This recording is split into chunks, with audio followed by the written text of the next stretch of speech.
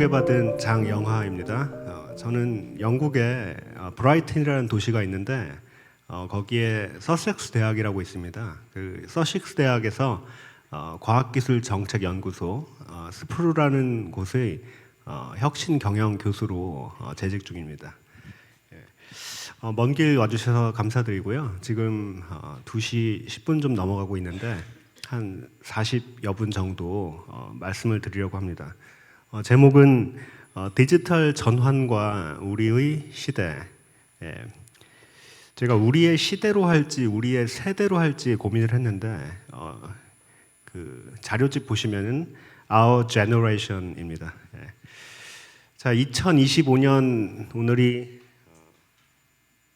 8월 25일인데요. 제가 여러분을 뵈러 이 장소에 오는 동안 13년 전이 생각났습니다.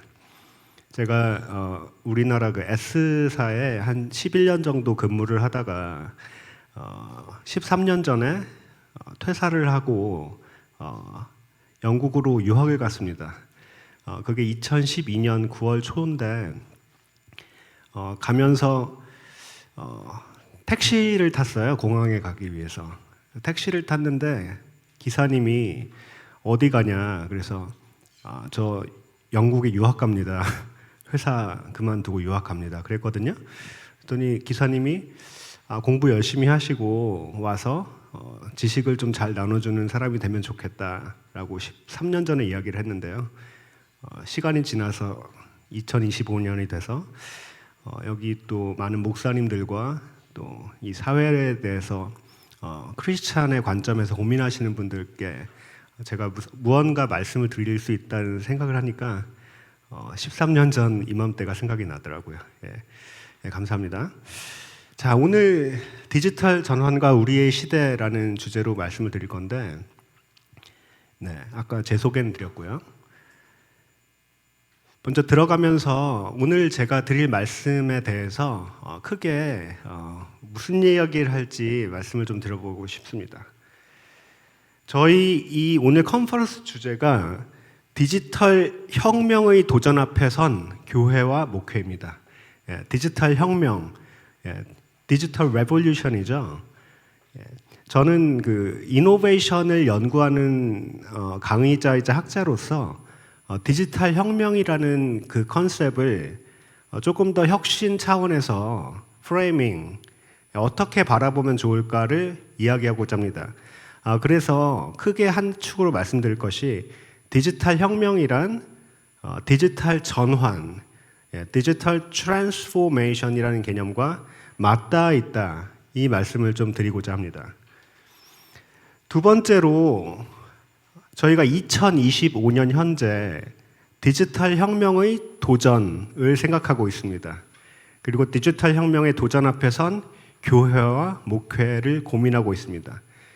여러분, 우리는 왜 2025년 가을을 맞이하면서 디지털 혁명의 도전을 고민하고 있을까요?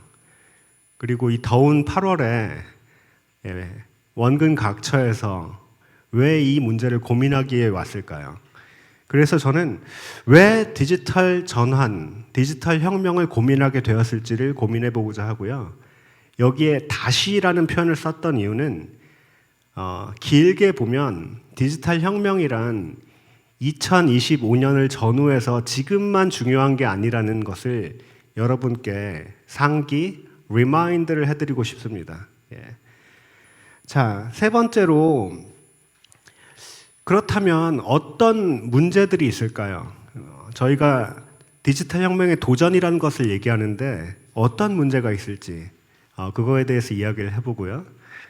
마지막으로 그렇다면 우리는 어떻게 생각하고 어떻게 행동을 해야 될까? 이것을 좀 나누어 보고자 합니다.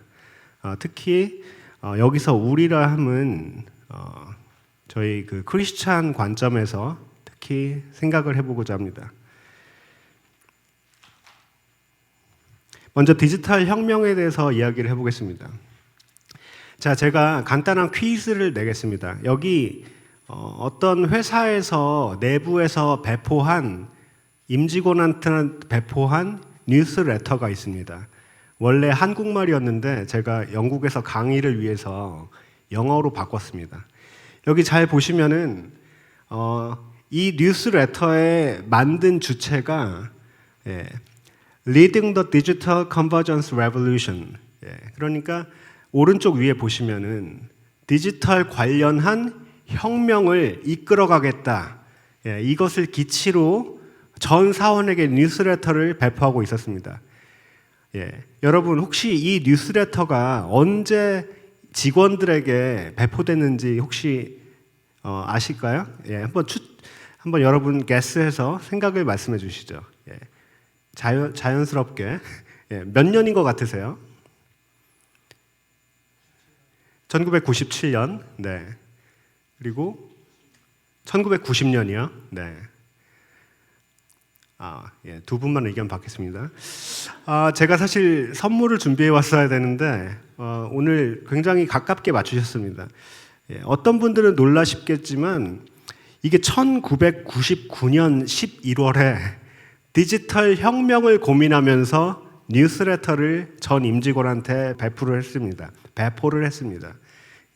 1999년이죠. 지금 26년 정도 전 일이죠. 네. 제가 그래서 이 질문을, 이 화두를 던진 것입니다. 우리는 왜 2025년 현재 디지털 혁명을, 디지털 전환을 여전히 고민하고 있는 것일까요? 1999년에도 고민을 했다면 말이죠. 이 저희 학교 그 연구자 가운데 칼로타 페레스라는 교수가 있는데 이분의 연구원을 하나 좀 가져왔습니다. 이것은 기술 혁신 관련한 장기 파동, long wave 관련한 이론인데요. 이게 사실 그 1920년대 콘트라티예프의 장주기 이론을 바탕으로 좀 확장한 이론에 해당합니다. 글씨가 작아서 잘 보이실지 모르겠는데 왼쪽 아래 보면은 1785년 정도부터 수력 발전과 철 그리고 모직물, 직물 이쪽을 바탕으로 해서 1차 파도, 1차 웨이브, 첫 번째 기술의 어떤 혁신의 파동이 있었다고 생각하면요. 그 이후로 1845년 전에서 강철 그리고 철도 그리고 증기기관 이런 것을 바탕으로 두 번째 파동이 있었다. 그리고 3차, 4차, 5차, 6차 파동이 있으면서 3차를 보시면은 내연기관과 석유 같은 것들 그리고 4차 파동을 보시면은 항공기와 전자제품 그리고 5차 때는 어떤 디지털 그리고 지금 현재 6차는 AI 그다음에 사물 인터넷 그리고 로봇 드론 이렇게 저희가 지금 관심 있는 최신 디지털 기술들이 이 변화, 파동의 근간을 이루고 있다. 이렇게 이야기를 하고 있는데요.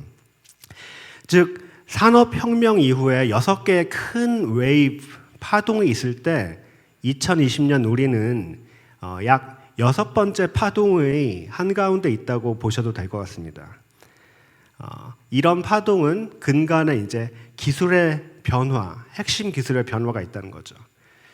그래서 저희가 디지털 혁명의 도전을 이야기할 때 저희는 커다란 그 기술 변화의 흐름 속에서 2025년 현재 약 5번째 또는 6번째 기술 변화의 흐름 속에서 그 변화가 주는 도전을 고민하고 있다는 그렇게 볼 수 있다는 거죠.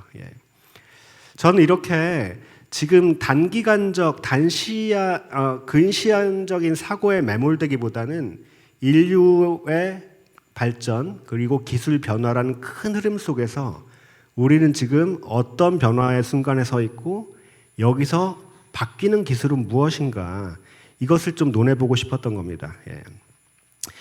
자, 혁명이라는 단어를 생각하면서 저희 한 30년 전으로 돌아가 보고자 합니다.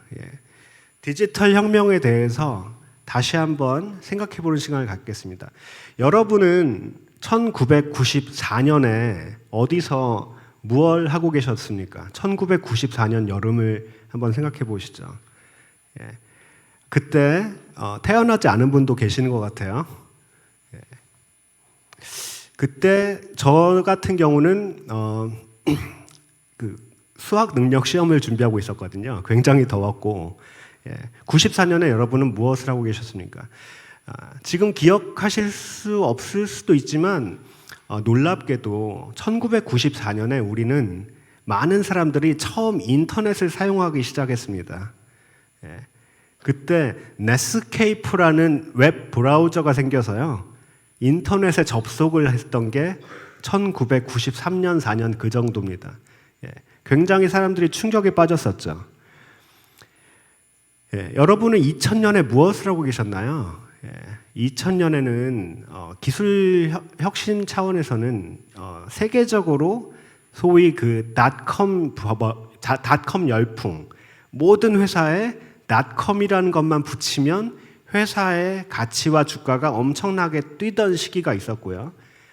그때 우스갯소리로 가장 인기 있는 배우자가 닷컴 기업에 다니는 사업을 하는 사람들이던 시절이 있었죠. 자, 2000년대 중반, 여러분은 2007년, 2008년에 혹시 어디서 무엇을 하고 계셨나요? 지금은 여러분 손에 모두 다 스마트폰이 들려 있으시겠지만 2007년과 2008년은 아이폰으로 대표되는 스마트폰이 미국을 위시해서 우리나라에 도입된 시기이기도 합니다. 그때만 해도 몰랐습니다. 저희가 잠들기 전에 스마트폰을 침대로 가지고 가서 대화가 없이 소위 그 컴퓨터를 들고서 잠자리에 드는 날이 올지 2007년과 8년에 몰랐던 거죠. 자, 이제 AI의 시대가 됐습니다.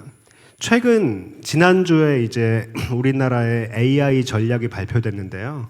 여러분 신문을 보면 아시겠지만 15개 정도가 되는 AI에 대한 국가 차원의 전략을 지난주에 발표가 됐고요. 그 중에 눈에 띄는 것은 AI의 한글화, 한글처럼 AI를 잘 쓸 수 있는 우리 국민의 역량을 돕겠다. 이런 것이 또 국가 정책의 전략의 한 축으로 돼 있는 현재입니다. 2025년입니다. 보시면 알겠지만 디지털 기술이 변화하는 가운데 아까 제가 200 몇 년 전부터 지금까지 기술 관련한 6개의 커다란 파동, 롱 웨이브를 보여드렸죠. 그 중에 지금 우리는 6번째 기술 변화의 흐름을 겪고 있는데 그마저도 지난 30년간 PC부터 닷컴 열풍, 그리고 스마트폰, 그리고 AI 이렇게 계속 발전해오고 있는 겁니다. 자, 디지털 혁명을 그러면은 이노베이션, 혁신 차원에서 한번 바라보면서 저는 디지털 전환으로 디지털 혁명을 한번 풀어보고 싶습니다. 자, 저희 오늘 강의록 보면은 디지털 혁명의 도전 앞에 선 교회와 목회죠. 여기서 혁명, revolution, 저희 혁명이라는 단어를 딱 떠올리면은 보통 1789년에 시작된 프랑스 혁명을 자연스럽게 떠올리는 분들이 많을 거라고 생각해요. 그만큼 혁명이라는 개념에 포함된 것은 기존의 흐름과 단절되는 급격한 변화를 이야기할 때 우리는 혁명이라고 이야기를 하죠. 특히 그 변화의 파급력은 개인이나 조직 차원에 그치지 않고 한 사회, 그리고 국가, 그리고 세계적, 글로벌 차원까지 영향을 미치는 것을 우리는 보통 혁명이라고 합니다. 자, 혁명에 이어 이제 혁신에 대해서 이야기를 하겠습니다. 제가 제 직업명에 Professor in Innovation Management, 그러니까 Associate Professor입니다. 그러니까 혁신에 대한 혁신 경영의 부교수로 제가 일을 하고 있기 때문에 저는 디지털 레볼루션, 혁명을 이노베이션이라는 관점에서 한번 풀어보고자 합니다. 혁신은 변화와 관련된 것입니다. 그리고 새롭게 하다, 갱신하다라는 의미를 가지고 있습니다. 이노베이션은 그 라틴어 이노바에서 유래를 했는데요. 그 라틴어를 두 개를 띄어보면은 새롭게 하다는 의미의 노바와 그리고 상태의 변화를 의미하는 접두사가 합쳐져서 그래서 이노바라는 라틴어에서 유래한 것이 이노베이션, 새롭게 하다, 갱신하다는 의미인데요. 이노베이션은 그 변화의 정도에 따라서 급진적인 혁신도 있고요. 그리고 점진적인 혁신으로 구분하기도 합니다. 자, 그러면 revolution, 디지털 레볼루션, 디지털 혁명을 이노베이션 차원에서 바라보면 무엇이라고 말할 수 있을까요? 이것은 디지털 기술에 의해서 촉발되거나 가능해지는 급진적인 이노베이션, 급진적인 변화라고 디지털 전환을 정의할 수가 있습니다. 즉, 디지털 전환이라는 것은 기술 자체의 변화만을 의미하는 것이 아니고요. 기술 변화로 인해서 가능해지는 급진적 변화를 의미하고요. 두 번째 포인트에서 볼 수 있듯이 개인, 조직, 산업의 사회적이고 경제적이고 구조적인 변화를 일으키는 것이 디지털 전환, 디지털 트랜스포메이션이라고 말할 수 있습니다. 그래서 저는 오늘 이 컨퍼런스 강의의 첫 번째 연사로서 혁신을 연구하는 학자 차원에서 디지털 혁명의 도전 앞에 선 교회와 목회라는 것은 곧 디지털 전환의 여러 도전 과제 앞에 선 교회와 목회, 특히 요즘 AI로 대표되는 요즘 핵심 키워드, 핵심 디지털 기술이 가능하게 하는 디지털 전환, 여기에 좀 초점을 두고자 합니다. 디지털 전환 역시 지난 시간들을 돌아보면요, 어떤 변화 양상이 있었습니다. 저는 이 페이지부터는 과연 디지털 전환이란 어떻게 전개되어 왔는지를 말씀을 드리려고 하고요. 이어서 도대체 무엇이 달라졌기에 우리가 지금 디지털 전환을 다시 고민하는가, 왜 관심이 있는가, 그런 순서로 설명을 드리고자 합니다. 디지털 전환은 1990년대에 보면요, 아까 제가 말씀드렸듯이 인터넷이라는 것이 1993, 4년에 우리가 사용하기 시작했지 않습니까? 1990년대 디지털 전환은 디지털 기술 그 자체가 화두였습니다. 이때는 아날로그 기술 대 디지털 기술, 사람들이 디지털 기술이 과연 무엇인지 이해하려고 했고요. 기업들은 디지털 기술이 과연 우리 제품에 적용 가능할지를 고민하던 시기입니다. 제가 책에는 써있지 않은 재미있는 케이스 에피소드를 가지고 왔습니다. 지금은 디지털로 우리나라 세계적으로 선도적인 기업 모 회사가 있습니다. 제가 이름을 말하지 않아도 아실 것 같은데요. 그 회사 내부에서 1990년대에 무슨 이야기가 오갔는지 아세요? 사람들이 질문을 했습니다. 우리 제품이 디지털화 될 수 있다고? 어떻게 이 TV가 디지털로 작동한다는 말이야. 그리고 VCR이라는 기기가 있었습니다. 여기 젊은 분들은 모르세요. 어떻게 이 기기가 디지털로 작동할 수 있단 말이지? 이것을 심지어 엔지니어들, 연구소에 있는 사람들도 반신반의했습니다. 이때 이 회사 안에 디지털을 가능성을 설파하는 이들이 있었으니 그들이 디지털 전도사였습니다. 디지털 목사는 아니고요. 디지털 전도사들이 있었는데 디지털 에반젤리스트라고 합니다. 이 사람들이 사람들 모아서 디지털 기술로 우리 제품이 변화할 수 있다는 것을 가르치고 다니던 때가 1990년대 말이었습니다. 그런데 불과 3, 4년 후, 4, 5년 후에 이 제품이 디지털화가 돼버린 거죠. 제가 연구하면서 인터뷰한 그 퇴직한 그 회사 직원이 저한테 얘기했습니다. 본인이 기술을 상당히 안다고 생각했는데 나도 놀랐다. 디지털이 이렇게 빨리 우리 제품을 디지털화할 할 수 있을지는 나도 몰랐다. 이런 얘기를 하더라고요. 자, 2000년대에는 디지털 기기와 디지털 인프라가 디지털 전환의 화두였습니다. 예. 이때는 이미 인터넷은 확산이 돼 있었고요. 그리고 2007년, 8년, 9년 되면서 사람들이 스마트폰을 사기 시작했습니다. 그리고 여기 꽤 많이 아시겠지만 뭐 클라우드 컴퓨팅이라는 이야기 들어보신 분 계실 겁니다. 예. 2009년만 해도 클라우드 컴퓨팅이 무엇인지 설명을 하고 다녀야 하지만 요즘 저희 영국에 제가 살고 있는데 저희 옆집 할머니가 영하 이거 자료 좀 클라우드로 보내줘 라고 저한테 문자 메시지를 보냅니다. 그만큼 클라우드 컴퓨팅이라는 게 이제 언제 어디서나 필요한 만큼 인터넷을 통해 사용할 수 있는 계산 기능과 저장 기능 이런 것이 이제 클라우드 컴퓨팅의 핵심이거든요.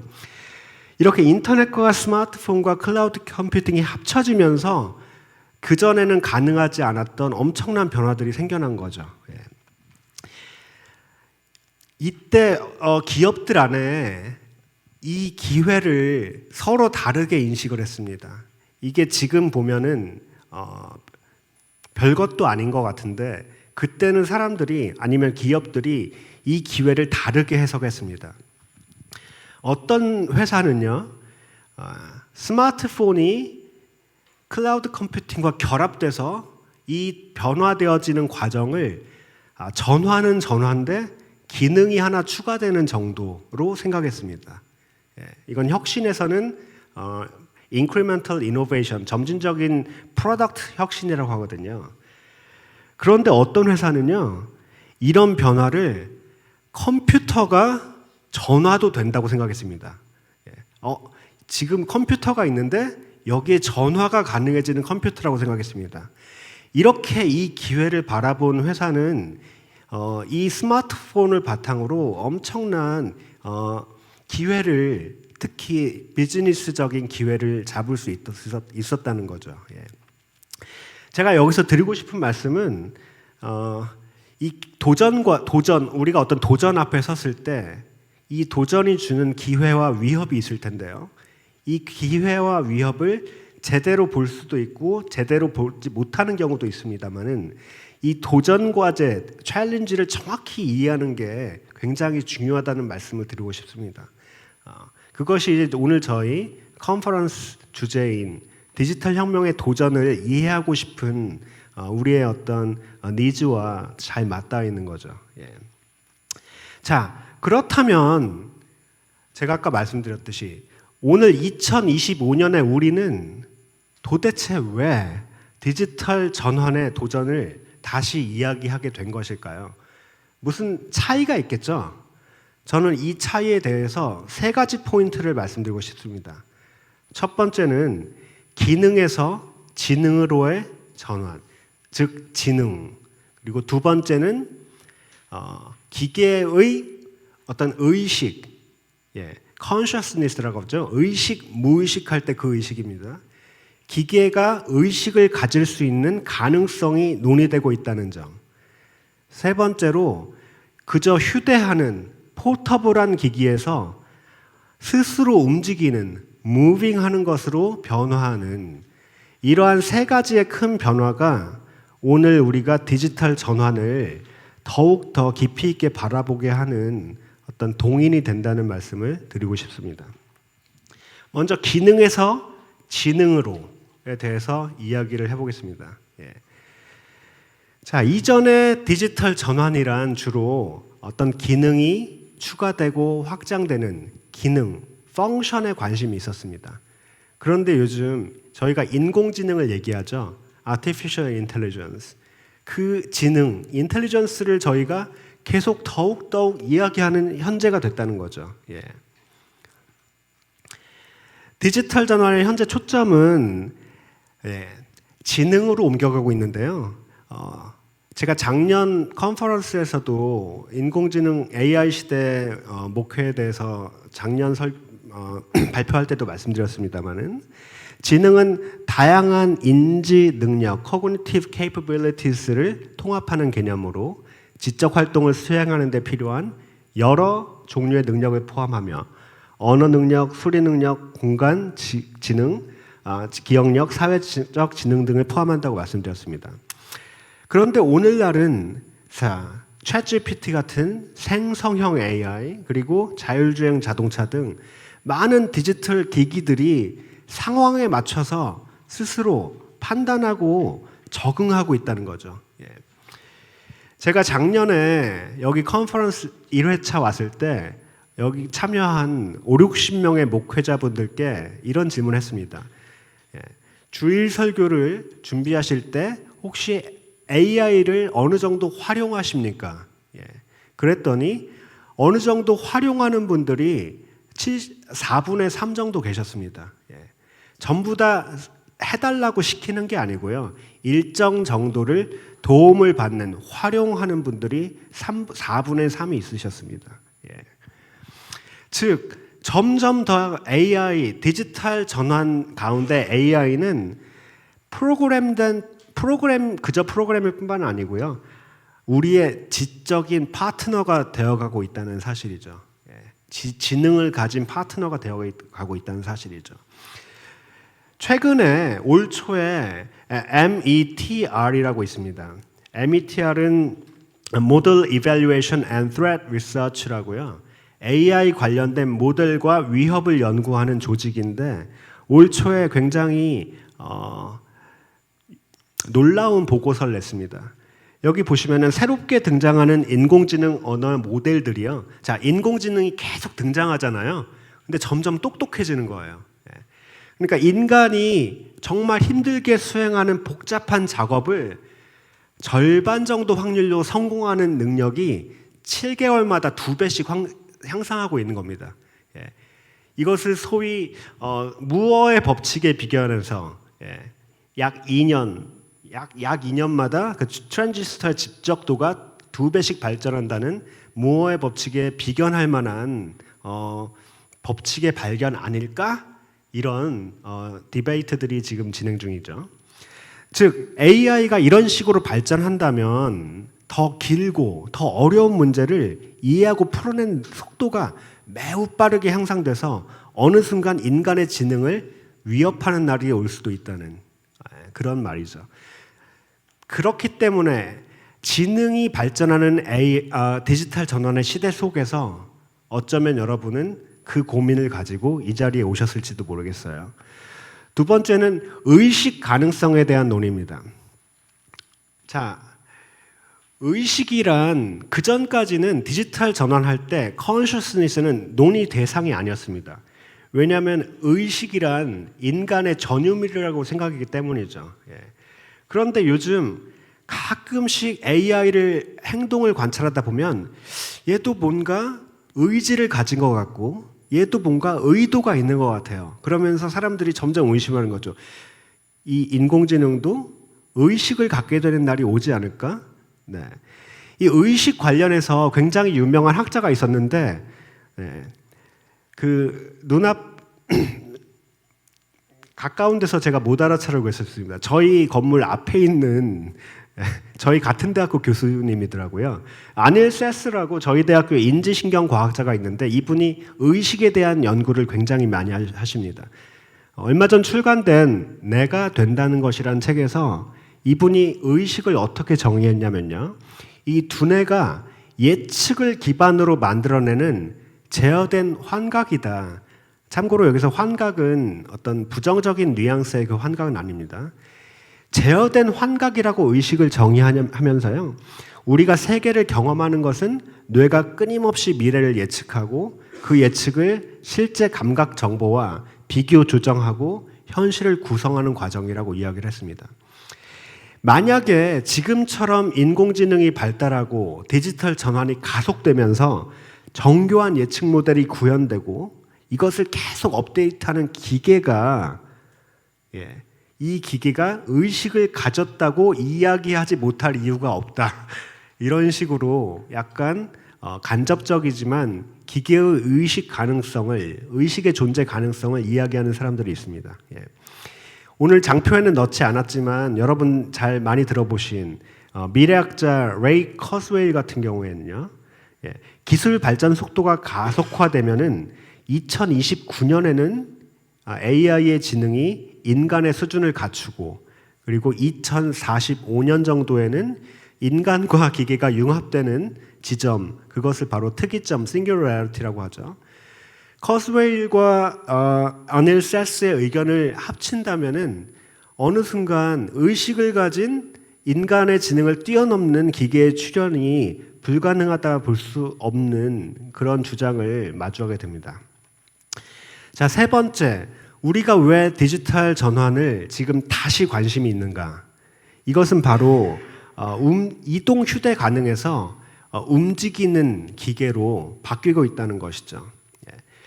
과거 디지털 전환이란 주로 기기를 작게 만들고 가지고 다닐 수 있는 휴대 가능성에 초점을 맞췄습니다. 스마트폰, 노트북, 여러 wearable 디바이스들이 그 예죠. 그런데 지금은요, 기술이 화면을 넘어서 실제 물리적 공간을 이동하고 있습니다. 스스로. 이걸 physical AI라는 이야기를 하기도 하고요. 자, 인간을 닮은 휴머노이드 로봇은 점점 진화하고 있습니다. 드론, 자율주행차 역시 점점 진화하고 있습니다. 때문에 스스로 움직이면서 상호작용하는 소위 체현된 지능, embodied intelligence라는 컨셉을 우리가 생각할 수 있는 거죠. 자, 여러분 제가 세 가지 뭘 얘기했죠? 지능, 의식, 이동. 이 세 가지를 합쳐봅시다. 지능을 가진 의식이 있는 기계가 이동을 해요. 그럼 뭐가 되는 거죠? 여기서 바로 우리가 이 자리에 원근각처에서 고민하면서 온 이유가 있는 겁니다. 의식과 지능을 갖추고 스스로 움직이는 새로운 존재라는 것은 특히 그 지능이 인간을 비슷하거나 뛰어넘는다면 그것은 더 이상 도구가 아니고 하나의 지적 존재로서 우리 앞에 서 있는 거죠. 어떤 사람들은 여기서 기회를 보고요. 어떤 사람들은 여기서 두려움을 느낍니다. 어쩌면 우리는 이 지점에서 디지털 혁명의 도전을 고민해야 될지도 모르겠습니다. 그래서 so what? 그래서 무엇이 중요한가라는 포인트에서 저는 디지털 전환의 패러독스, 역설을 하나 이야기하고 싶습니다. 그 역설도 몇 가지가 있는데요. 저는 하나에 집중을 하고 싶습니다. 저에게 주어진 시간 속에서 하나에 집중한다면 저는 인간의 본질적인 감정인 외로움, loneliness에 집중하고자 합니다. 디지털 전환은 분명 사회 경제적인 효율성을 높이는데 역할을 해왔습니다. 하지만 새로운 형태의 사회적 비용을 만들고 있습니다. 여러분 2000년대에 웹 2.0이라는 컨셉을 들어보신 분도 계실 겁니다. 그때 사람들은 참여, 공유, 개방의 가치를 이야기하면서 웹 2.0이라는 컨셉에 굉장히 사람들이 낙관적인 기대와 희망을 품었습니다. 즉, 이 새로운 인터넷 환경에서 개인이 단순하게 정보를 소비하는 게 아니고 각자가 생산자이자 인터넷 정보의 바다 속에서 관계 형성의 주체가 될 것이라는 그런 낙관적인 기대를 품었던 게 웹 2.0의 이야기입니다. 그런데 문제는 디지털의 역설 또는 디지털 전환의 역설이라고 부르는 마지막 블랙 포인트에 있죠. 분명 디지털 기술과 디지털 전환은 연결을 확장한 것 같지만 단절과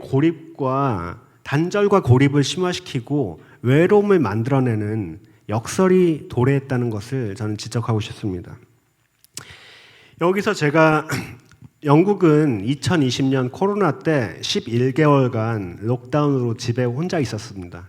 그때 이제 도움되게 읽은 책이 딱 포인트도 맞죠. 고립의 시대, The Lonely Century라는 영국의 경제학자이자 사상가인 노리나 허스 교수의 책입니다.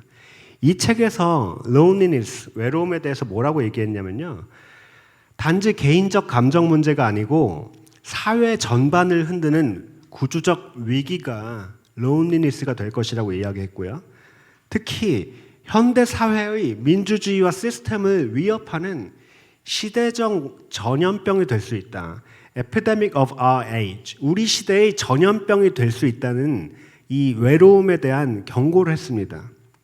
특히 저희 디지털 전환이라는 디지털 혁명이라는 차원에서 디지털 기술은 언제나 우리가 서로 연결된 것처럼 생각하게 하지만요. 한편으로는 더욱 고립된 상태로 내몬다고 이야기를 했습니다. 자, 그래서 사람들은 외로움을 물리치고자 기술적 대응을 하고 있습니다. 자, 챗GPT랑 얘기하는 사람들 요즘 상당히 많습니다. 저도 고백하자면 챗GPT랑 좀 이야기하면서 시간 보낼 때가 있습니다. 영국에 혼자 있을 때는요. 이렇게 외로움을 달래고 있는 것처럼 보이지만 올해 5월에 페이스북 메타의 창업자인 마크 저커버그가 이런 얘기를 했습니다. 평균적인 미국 사람은 친구가 3명도 되지 않는데 AI와 같은 가상 친구는 외로움의 해결자가 될 수 있을 거라고 마크 저커버그가 올해 5월에 이야기를 한 바 있습니다. 이것이 외로움에 대한 기술적 대응이라면요. 그럼에도 불구하고 우리는 마음속에서 알고 있습니다. 기술적인 위안은 일시적인 만족감을 줄 수 있지만 근본적인 해결책은 될 수 없다는 거죠. 관련한 연구들이 있는데 외로움 때문에 사망률이 높아진다고 줄리안 교수가 이야기를 했죠. 하지만 질이 좋은 양질의 사회적 관계는 심혈관 질환 위험까지 낮춰준다는 연구가 있고요. 또한 마지막으로 마르코 아이코본이라는 신경과학자 연구에 따르면 공감과 정서적 이해를 가능하게 하는 우리 뇌 속에 있는 뉴런은 인간과 인간의 직접적 관계에서만 효과적으로 활성된다는, 즉 기술이 모든 것을 꼼꼼하고 빠짐없이 채울 수 없다는 이야기들을 하고 있습니다. 저는 오늘 디지털 전환에 대해서, 그러니까 디지털 혁명에서 출발해서 이것을 혁신학자 차원에서 디지털 전환으로 바라봤고요. 우리가 오늘날 디지털 전환 차원에서 고민을 다시 하는 이유는 발전하는 기술이 지능을 갖게 되고 의식을 갖게 되고 스스로 이동할 수 있으면서 이것이 인간을 위협할 수 있는 지적 존재가 될 수 있음을 말씀드렸습니다. 그리고 이렇게 발전하는 디지털 전환 속에서 오히려 역설이 있었으니 외로움의 문제, 연결시켜줄 것 같은 기술이 실질적으로는 고립을 강화하는 외로움의 문제가 있다는 말씀을 드렸습니다. 그러면 시사점에 대해서 말씀드리겠습니다. 자, 디지털 전환은 큰 연결을 약속하는 것 같았지만 실상은 본질적 외로움을 심화시키는 역설을 낳고 있습니다. 다가올 미래, 설령 의식과 지능을 갖춘 새로운 존재가 우리 외로움을 달래줄 수 있을 것 같지 몰라도요, 인간 공동체 속에서만 주어지는 진정한 상호작용의 가치는 대체될 수 없을 것입니다. 여기서 저는 외로움, loneliness에 대해서 다시 생각해 보면서 오늘 제 강의를 슬슬 마무리하려고 합니다. 자, 외로움. 저는 디지털 전환의 패러독스에 얘기하면서 외로움이 증가된다고 얘기했습니다. 그래서 외로움은 마치 줄여야 될 것, 그 자체로 좋지 않은 것, 이런 식으로 이야기를 한 것 같기도 합니다. 어쩌면 우리는 코로나 시기를 거치면서 기술로 채워지는 것과 기술로도 채워지지 않는 것을 경험한 시기가 됐던 것 같아요. 그때 특히 외로움이 문제가 된다. 그러면서 나를 알아주고 내 이야기를 들어주고 나와 함께 있어줄 누군가를 굉장히 바랬었죠. 특히 그런 공간이 교회가 될 수 있었으면 하는 생각을 줌으로 예배를 드리면서 그런 생각을 하셨을지 모릅니다. 제가 그때 줌으로 저 영국 교회를 출석하는데 줌으로 몇 달을 예배를 드리면서 그런 생각했습니다. 언젠가 우리가 교회 가서 다시 만나면 서로 끌어안고 눈물을 흘릴지도 모르겠다 그런 생각을 했었는데 막상 가보니까 또 그렇진 않더라고요. 예, 그냥 뭐 사랑이 중요한데 뭐 되게 밋밋하게 헤어졌습니다. 막상 가보니까. 자, 외로움을 우리가 만약에 없애야 되는 것으로 생각한다면 물론 일정 부분의 외로움은 없애야 되는 거겠죠. 그렇다면 교회는 그 안에서 사람들의 만남이 있고 서로 돌봄이 있는 공간이 되고 특히 디지털 전환이 심화시키는 외로움의 문제를 해결해주고 뭔가 대처하는 공간이 교회가 돼야 되겠죠. 예. 그게 한 포인트라고 생각합니다. 그런데 저는 동시에 외로움에 대해서 좀 다른 입장도 이야기를 하고 싶습니다. 예. 어쩌면 여러분 외로움이라는 것은 우리를 만드신 창조주를 찾고 그분의 말씀과 그분의 사랑에 응답하기 위해서 우리 안에 남겨져 있는 또는 남겨져 있어야 하는 자리는 아닐까 그런 생각을 합니다. 여러분 혹시 외로움을 직면해 보신 적이 최근 언제신가요? 정말 외롭다고 생각해 보신 적이 최근에 언제셨나요? 저는 2019년에 이제 제가 뭐 일련의 일들로 인해서 혼자 좀 살게 됐는데 2019년에 혼자 살면서 코로나가 또 터져서 원래 혼자 살았는데 혼자 살아야 하게 되었습니다. 그러면서 굉장히 그 외로움이 뼛속까지 사무치는 경험을 했는데 그때 제가 어디서 커피를 마셨어요. 근데 제 앞 테이블에서 두 명이 얘기를 하고 있었습니다. 근데 그 사람들을 바라보는데 입에서 입으로 말이 흘러가는 게 눈으로 보이더라고요. 이렇게 말이 보이더라고요. 정말 외로움을 뼛속까지 직면을 했던 것 같습니다. 근데 동시에 외로움이라는 것은 그 안에서 진정한 어떤 하나님을 바라보게 되는 그런 시간이 될 수 있다는 것을 저는 경험을 했습니다. 때문에 제가 말씀드린 겁니다. 외로움을 우리가 없애야 되고 줄여야 되는 무엇인가로 생각할 수도 있지만 한편으로는 외로움이란 하나님을 만나고 그분에게 응답하기 위해 우리 피조물 안에 남겨져 있는 공간은 아니었을까? 그런 생각을 또 하게 됩니다. 때문에 저는 교회는 또 한편으로는 사람들이 그 남겨져 있어야 될 외로움이라는 공간을 기술 혁신과 디지털 혁명을 통해서 발전된 제품과 서비스들로 빼곡히 채우는 그 기술적인 대체물에 사람들이 그 공간을 빼앗기지 않을 수 있도록 돕는 것이 또 하나의 교회의 역할 아닐까? 이런 한편으로는 좀 대담한 생각을 해보게 됩니다. 그때 그 교회란 무엇일까요? 교회가 역할을 해야 된다고 할 때 그 교회란 당연히 건물이 아니겠죠. 그때 교회는 건물이 아니고 예수를 알고 믿는 사람들이 함께 이루는 거룩한 공동체임을 기억해야 된다. 이게 저는 오늘 제 발표에서 마지막 포인트로 말씀드리고 싶은 내용이었습니다. 감사합니다.